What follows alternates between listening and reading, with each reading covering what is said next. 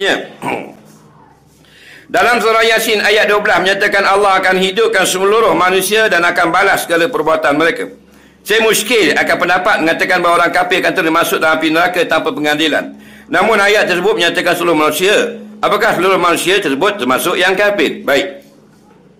Dia kata Allah sebut dalam Quran antaranya surah Yasin, semua manusia akan diadili, dihisap pada hari kiamat.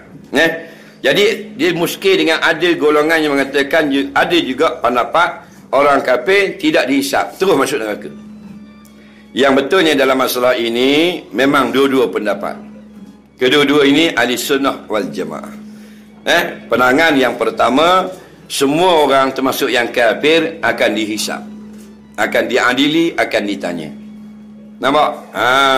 Itu juga pendapat yang kedua, orang kafir tidak akan ditanya, tidak dihisap, terus dia masuk dalam neraka. Kedua-dua ni ulama ahli sunnah wal jamaah. Tak usah nak bala. Dan kedua-dua ini ada sandaran masing-masing. Cuma pandangan yang lebih ramai di kalangan ahli tafsir ialah pandangan yang pertama. Seorang kafir pun akan dihisap, akan ditanya.